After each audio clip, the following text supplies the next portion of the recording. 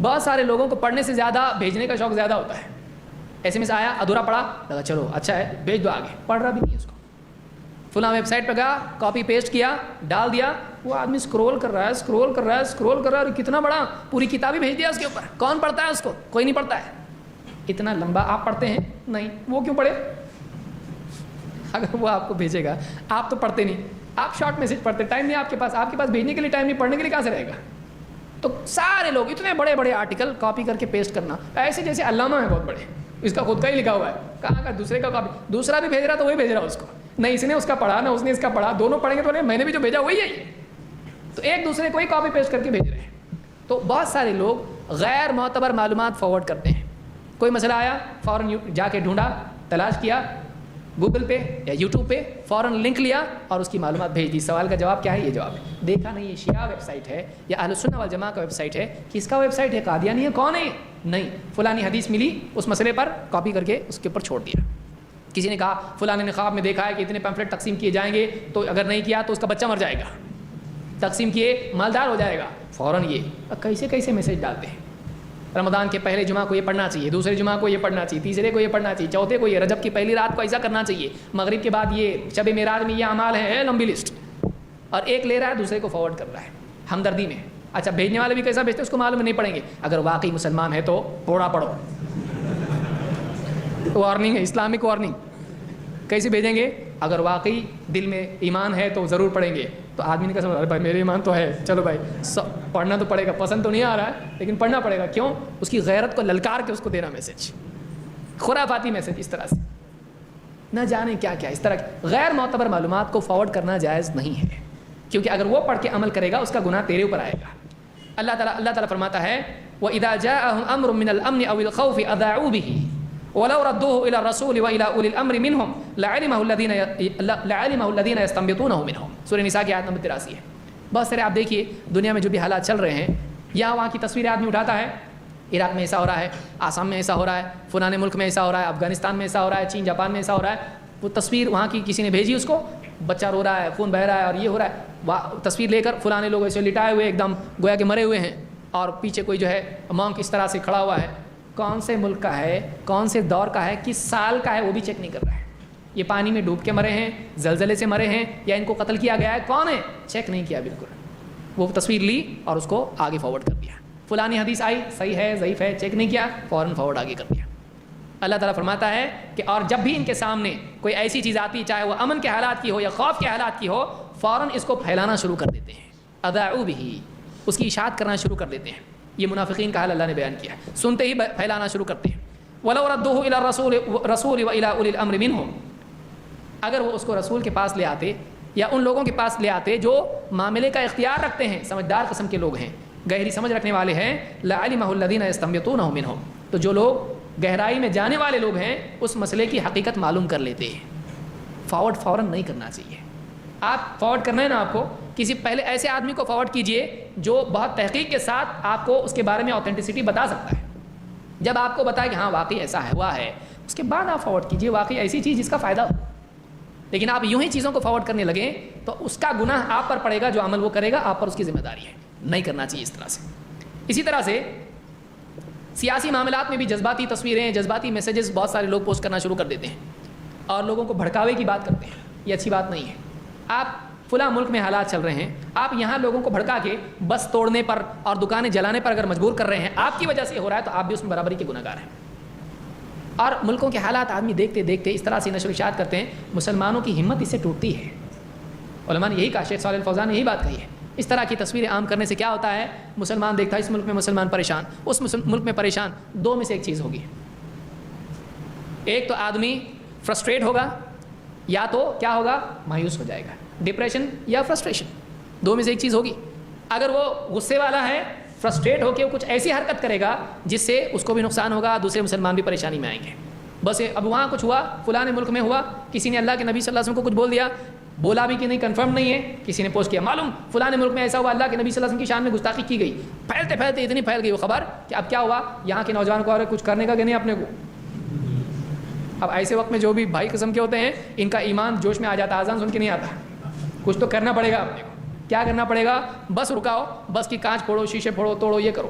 پھر فلانا یہ کرو، رکشا والوں کو اتارو، خوب مارو. اور میں کیا کر رہا ہوں، میں تو لے کے جا رہا تھا بھائی ہاسپٹل، ڈاکٹر پیچھے میرے پیشنٹ بیٹھا ہوا ہے، تو بھی پیشنٹ بن جاؤ سب دوا کرنے، مار گئے.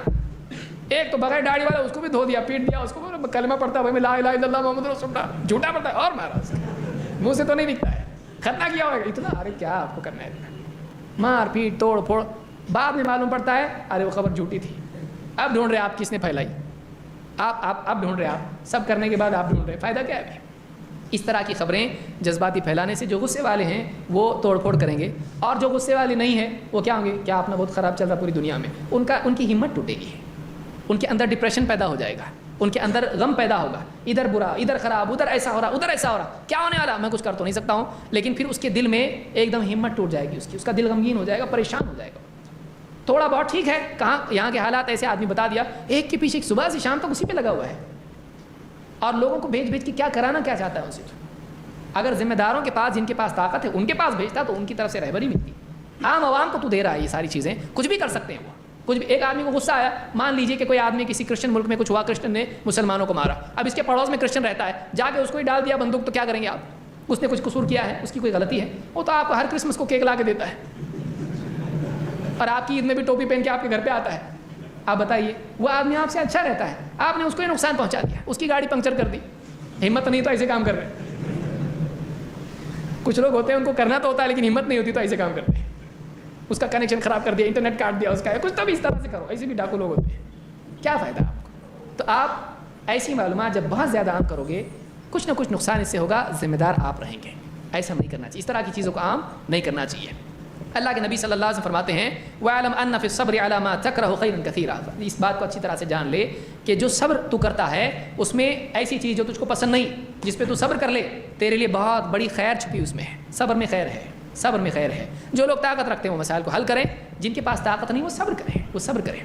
وَأَنَّ النَّصْرَ مَعَ الصَّبْرِ، اور اللہ کی مدد صبر کے ساتھ ہے. وَأَنَّ الْفَرَجَ مَعَ الْكَرْبِ، وَأَنَّ الْفَرَجَ اور آ کے فتحہ کے ساتھ میں، وَأَنَّ الْفَرَجَ مَعَ الْكَرْبِ، اور کشادگی تکلیف کے ساتھ میں ہے. تکلیف کے حالات ہیں نا، اچھے حالات بھی آئیں گے.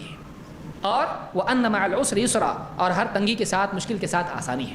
ہمارے نبی تو ہم کو امید دلا رہے ہیں، اور ہم امت کو کیا کر رہے ہیں، مایوس کر رہے ہیں. کیوں کر رہے ہیں مایوس؟ ان کو امید دلانا چاہیے کہ نہیں انشاءاللہ اللہ کی مدد آئے گی، اللہ مدد کرے گا، اچھے حالات آئیں گے، آج نہیں تو کل معاملات اچھے ہوں گے.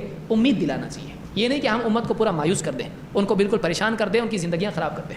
کئی لوگوں کو ڈپریشن میں چلے جاتے، کئی لوگ فرسٹریٹ ہو کے ان کو بیماریاں بڑھ جاتی، کئی لوگوں کو ہارٹ اٹیک آ جاتے ہیں. اس طرح کی ساری چیزوں کی وجہ سے صبح سے شام تک ٹینشن میں لگا ہوا ہے، کچھ کر تو نہیں سکتا ہے، بڑھتے بڑھتے اس کا بی پی ہائی ہو گیا، کچھ بھی کم زیادہ ہو گیا اس کو. کیوں؟ کچھ کر سکتے ہیں تو آپ، جو واقعی جس کے پاس طاقت ہے سیاسی اعتبار سے وہ کر رہے ہیں. آپ کچھ نہیں کر سکتے، آپ خام خواہ کیوں اپنے آپ کو پریشان کر رہے ہیں بغیر کسی وجہ کے؟ آپ کیوں اپنے آپ کو جلا کے روشنی کرنے کی کوشش کر رہے ہیں؟ کچھ نہیں ہونے والا ہے.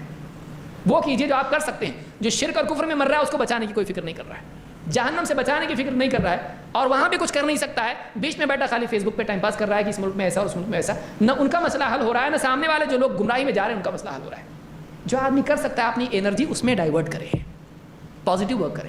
یہ سوچے کہ ٹھیک ہے وہاں تو ہم کچھ نہیں کر پا رہے ہیں، یہاں جو لوگ جہنم میں جا رہے ہیں ان کے لیے تو کچھ کریں. بستیوں میں گنڈے قسم کے لوگ ہیں، لوگوں کو مار پیٹ کرتے ہیں، ان کو کوئی روکنے کے لیے آگے بڑھتا ہے نہیں. لڑکیوں کو چھیڑتے ہیں، ان کو کوئی روکتا ہے نہیں. بولے امریکہ کو روکنا بہت ضروری ہے. اس میں کوئی شک نہیں ہے کہ امریکہ کو روکنا ضروری ہے، فلاں ملک کو روکنا ضروری ہے. جو اسرائیل جو حملے کر رہا ہے بلا شبہ وہ مجرم ہے، اس میں کوئی شک نہیں، وہ مجرم ہے، وہ غلط کر رہا ہے.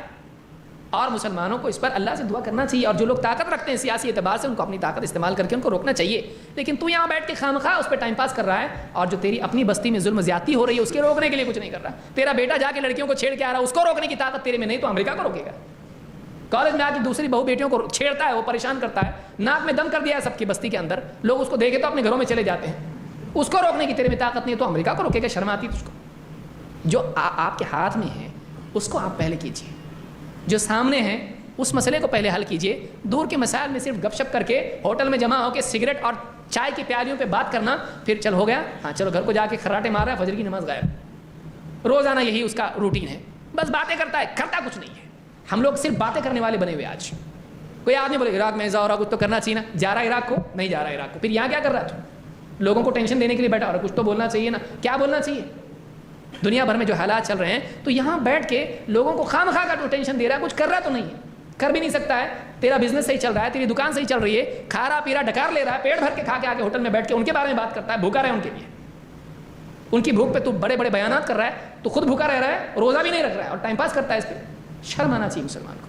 ہاں دل میں ان کا درد ہو، ان کے لیے اللہ سے دعا کرے، جو خط و کتابت کے ذریعے سے مسلمان حکام ہیں ان تک بات پہنچائے، اور جہاں تک آدمی کچھ کر سکتا ہے ہمارے اپنے ملک کے ذمہ داروں تک بات پہنچائے.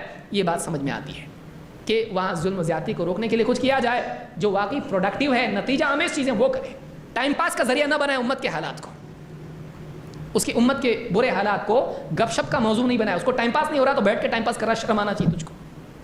اس ٹاپک کو اپنے لیے کھیل تماشا بنائے ہوئے تو وہ پریشان ہے وہاں پہ مسلمان، ان کے لیے گڑ گڑا کے دعا مانگ، تہجد میں اٹھ کے مانگ اللہ ان کا حال، اللہ میرے بھائی میری بہنیں بچے ہیں چھوٹے چھوٹے، اللہ ان کو بچا محفوظ رکھ، ان کو دعا مانگے اللہ سے. اور اگر اس کے بس میں تیرے کپڑے بھیج، اتنے سارے ڈھیر سے کپڑے تیرے پاس پڑے ہوئے ہیں، ایک لباس بھیجا ان کے لیے، تو نے باتیں کرتا ہے صرف مسلمان ملکوں نے. سعودی نے ایسا کرنا چاہیے، تو کیا کیا؟ سعودی نے ایسا کرنا چاہیے. سعودی کے حاکم نے بہت کچھ کیا، بھیجا انہوں کتنے بلین ملین بھیجے وہاں پہ، تو نے کیا بھیجا؟ تیرا صرف باتیں کرنے کے لیے بیٹھا ہوا ادھر. تو بہت سارے لوگ، میں سب کے بارے میں نہیں کہہ رہا ہوں، بہت سارے واقعی اچھے لوگ بھی ہیں جو اس بارے میں درد رکھتے ہیں اور وہ کوشش اپنی وقت جو بھی کر سکتے ہیں کرتے ہیں. سب کے بارے میں نہیں کہہ رہا ہوں، لیکن بہت سارے لوگوں کے لیے اس طرح کے جو موضوع ہوتے ہیں وہ ٹائم پاس کا ذریعہ بنتے ہیں. اللہ تعالیٰ سے ڈریں، اللہ سے ڈریں، اس کو اپنے لیے گپ شپ کا موضوع مت بنائیں.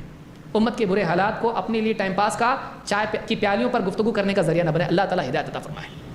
اللہ سے دعا کریں، اللہ سے مانگیں کہ اللہ امت کے حالات پر رحم فرما، مسلمانوں کی مدد فرما. اللہ تعالیٰ مسلمانوں کے حالات کو درست فرمائے. اپنی دعا میں گڑ گڑا کے روئیں، ان کے لیے دعا کریں. جتنا کر سکتا ہے آدمی کریں، صرف باتیں نہ کریں، صرف باتیں نہ کریں. ہوٹل کی کرسیاں گرم کرنے سے کچھ ہونے والا نہیں ہے. اللہ سے دعا کریں ان کے لیے. تو اس طرح کی چیزوں سے بچیں.